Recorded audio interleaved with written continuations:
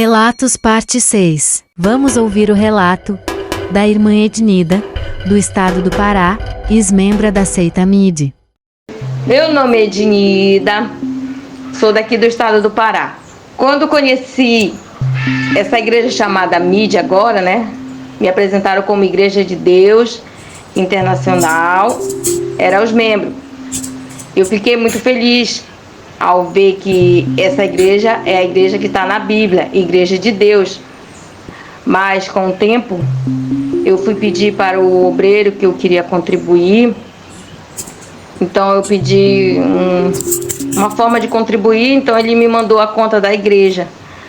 Mas quando eu vi na conta, estava escrito Membros, Igreja de Deus Internacional. Então quando eu vi aquele nome, ficou matutando na minha cabeça. Essa igreja não é a igreja que pregaram para mim. Porque que pregaram para mim foi Igreja de Deus e que Internacional são os membros. Mas observei também que o ponto no logotipo não está como falaram. E aquilo ficou matutando na minha cabeça e eu fiquei pensativa, mas não quis falar para ninguém a respeito do que eu estava pensando. Até porque a gente aprendeu lá na mídia que se a gente tem alguma dúvida, algum entendimento, a gente não pode falar para os membros, não pode falar para ninguém, tem que comunicar o obreiro. E aí, se a gente estiver contra a ordem do pregador, né? Se a gente estiver contra o ensinamento deles, é capaz de até a gente ser suspenso. Então a gente tem aquele temor, aquele medo de falar. Então eu deixei para lá, não quis falar nada. Fiquei calada, mas aquela dúvida não saiu da minha cabeça. Aí teve uma reunião que explicaram o nome da igreja, mas não me convenceu não, que aquele nome não era. Porque se fosse Igreja de Deus, Membros Internacional, era para estar nas siglas, era IDMI.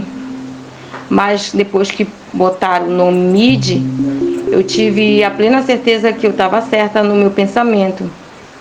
Mas não quis comentar com ninguém, deixei passar. Então, com um período de tempo, a gente congregando, bastante tempo já congregando, tem muitos erros que a gente observou, mas a gente ficou com a gente, não quis falar, né?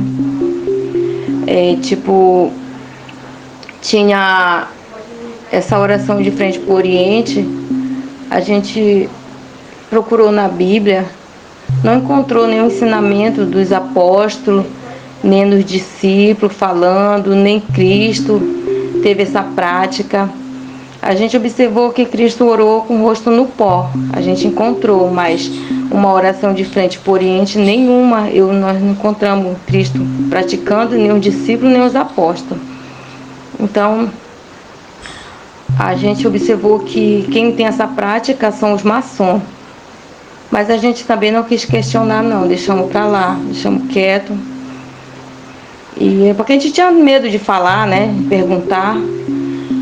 E a gente tinha nossas obrigações e era muita obrigação que dava pra gente dentro da igreja, então a gente não tinha nem tempo para meditar, nem falar com ninguém. E a gente passou bastante tempo. Com o tempo tinha uma consulta que a gente consultava com o irmão Eli Soriano, nossos problemas que estavam acontecendo na casa da gente, as dúvidas que tinha. E aí, nesse período, apareceu uma senhora filipina, uma irmã filipina.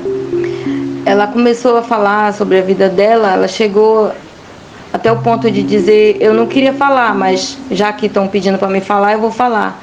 Então ela falou tudo o que acontecia entre quatro paredes, entre ela e o marido dela. E aquilo ali foi uma coisa terrível para nós, que a gente estava com nossos filhos participando da reunião.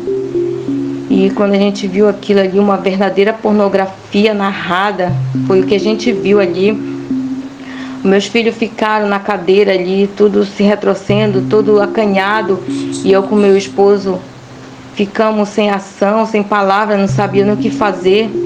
Até que chegou o momento que o meu esposo falou, desliga essa TV porque não dá mais para participar dessa reunião, já está demais isso. Desliga essa TV, chega, não quero mais participar dessa reunião. Então meus filhos desligaram a TV e aí a gente ficou ali meditando, conversando entre a gente, o que a gente deveria fazer. Aí eu sei que a minha filha viu a nossa angústia, então ela comunicou um obreiro chamado John Lorenzo. E aí ele ligou para nós, falou com meu esposo. Aí ele falou: irmão, não tem nada de errado. Se tivesse alguma coisa errada, o irmão ele tinha repreendido ela, irmão. Não tem nada de errado. Você quer questionar o nosso pregador?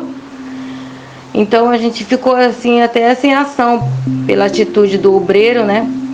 Que a gente esperava que ele poderia falar alguma coisa assim, a nosso favor, não, mas ele ficou a favor do pregador, dizendo que não tinha nada de errado, que estava certo, estava correto. A gente pegou, desligou o telefone e falou: tá bom, irmão, então tá bom, então. Até porque a gente não pode falar muito, né? Pode questionar muito. Deixamos pra lá. E não foi nada resolvido, não teve uma reunião nem nada, ficamos tudo bem ali. E tentando esquecer aqueles acontecimentos que a gente observou, que a gente viu. Tinha também eles pregam que a gente tem que contribuir uma vez na semana, né? Mas tem uma ação de graça de 3 dias, que é 3 dias de contribuição. Se a pessoa quiser contribuir, pode contribuir, eles não se importam com isso.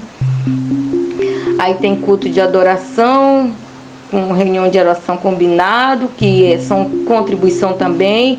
Aquilo me chamava muita atenção também, mas eles pregavam que a contribuição é só uma vez na semana, no primeiro dia. Tem contribuição na sexta, tem contribuição no sábado e no domingo também. Aí aquilo ficava na nossa mente, mas a gente não questionava, porque lá é ensinado que a gente não pode questionar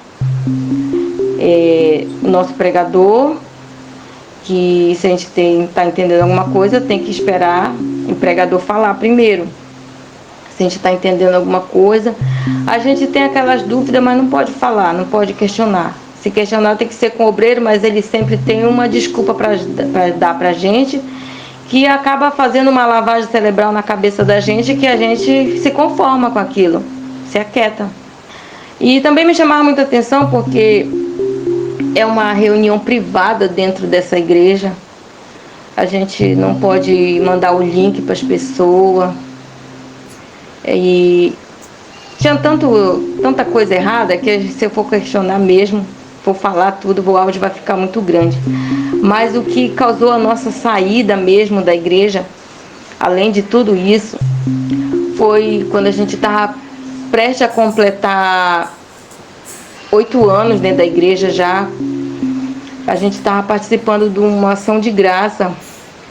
E aí a gente estava ali esperando a hora de agradecer a Deus, né? Que tem um cântico de adoração a Deus para a gente agradecer a Deus. Ficamos esperando a hora. Quando chegou a hora do cântico, a gente se levantou, estava cantando o cântico ali, quando de repente apareceu uma imagem de escultura, as irmãs ao redor daquela imagem, louvando aquela imagem, dançando. A gente sentiu como se estivesse numa reunião católica, porque a coreografia estava ao redor da imagem, a imagem no centro. Então a gente ficou sem ação ali, muito pensativa, olhando um para a cara do outro. E a gente esperou aquilo terminar, mas a gente não ficou com o coração 1000 por hora palpitando ali, sabe? Preocupado. E quando chegou a hora do intervalo, a gente foi comentar um com o outro. E aí nós ficamos muito admirados. Nossa, o irmão L pregou tanto que a gente não pode adorar a imagem, que nem fazer nenhuma ação para uma imagem de escultura. Como é que agora está acontecendo isso dentro da igreja, que diz que é a verdadeira igreja? E a gente decidiu ali não participar mais das reuniões, porque a gente observou que sempre estava passando aquela imagem, e a gente decidiu não participar mais de reunião nenhuma, decidimos sair. Aí eu comentei com uma irmã de São Paulo também, e eu falei para ela que eu tinha visto um cântico de adoração, de ação de graça, uma imagem de escultura. Ela falou: irmã, que é isso, irmã? Nossa igreja não pratica essas coisas. Eu disse: irmã, eu vi, irmã, e vou mandar para você o vídeo. Mandei o vídeo para ela. Quando ela viu, ela falou: que é isso, irmã? Isso é montagem, isso é fake news, isso não é verdade, a nossa igreja não pratica essas coisas. Eu disse: irmã, eu vi, foi numa reunião. Ela falou: como é que eu não vi, irmã? Eu disse: irmã, se a senhora não viu, eu não sei, mas eu sei que eu vi. Aí ela falou: eu vou investigar, irmã, vou investigar, ver. Isso não, eu só sei de uma coisa, que isso não é da nossa igreja. Aí ela foi investigar, com poucas horas ela me ligou mandando mensagem dizendo: irmã, vou te explicar, irmãzinha. Isso aí foi uma coreografia que as jovens fizeram lá nas Filipinas. E isso é um herói das Filipinas, irmã. A gente não está adorando, é só uma coreografia. Eu disse: irmã, eu não quero mais participar dessa reunião dessa igreja, não quero mais ser dessa igreja não, porque isso é uma abominação diante de Deus, irmã. É uma imagem e isso não está correto. E a senhora mesmo falou que não era da igreja, como é que agora você está dizendo que é? E eu sei que ela ficou ali dando explicação, mas não me convenceu não. Eu decidi sair, meu esposo decidiu sair, meus filhos. E aí depois a gente esteve comentando com alguns irmãos. Eles falaram que não viram também, muitos irmãos não viram, inclusive um dos meus filhos, que no momento que estava passando a imagem, ele saiu da reunião e também não viu. E aí depois que a gente questionou, eles fizeram uma reunião rapidinho para explicar sobre essa imagem, mas a gente decidiu sair porque a gente sentiu no nosso coração, no espírito da gente, uma perturbação, porque aquilo ali estava na nossa consciência, que aquilo ali era um ato de adoração, aquela imagem, um ato de louvor, eles estavam louvando aquela imagem. Então a gente não quis mais participar das reuniões, decidimos sair, e agora a gente está servindo a Deus em casa. A gente só apenas crê no nosso Senhor Jesus Cristo, queremos obedecer o nosso Senhor Jesus Cristo. O que Deus botar no nosso coração daqui para frente, a gente vai cumprir. Com a ajuda de Deus, a gente vai cumprir, se esforçar. Porque antes da gente conhecer a mídia, a gente já praticava essas coisas. A gente já servia a Deus em espírito e em verdade em casa. A gente já cantava, a gente orava, a gente lia a Bíblia. A gente entendia um monte de coisa, mas depois que a gente começou a participar da mídia, até a Bíblia ficou fechada dentro de casa, porque lá a gente só pode ouvir o que o pregador fala. A gente não tem direito de estar procurando na Bíblia mais nada. E aí teve muitas coisas que a gente observou ali, que eles falam, e versículo que ele prega, que se a gente for mesmo procurar na Bíblia, não tem nada a ver com o que ele está pregando. Uma vez foi uma reunião que o Daniel fez, que ele se titulou como líder e príncipe dentro da igreja, né? E meu esposo viu aquele versículo e resolveu ler a Bíblia e viu que aquele versículo não se referia a Daniel, e foi mais uma razão de nós mesmo decidir sair, porque ele é um anticristo, porque o versículo não tinha nada a ver com o que ele estava falando. Agora eu não estou lembrada do versículo, mas creio que os irmãos que participaram dessa reunião vão se lembrar. Inclusive meu filho questionou sobre esse versículo. Eu não sei o que falaram para ele. Eu sei que nós não queremos mais. Daqui para frente a gente quer só obedecer ao nosso Senhor Jesus Cristo em espírito e em verdade, porque Ele sim é o verdadeiro caminho. E agora nós não temos mais dúvida em nossos corações, não temos mais o que questionar ninguém, porque a gente crê só em nosso Senhor Jesus Cristo. Graças a Deus, irmãos.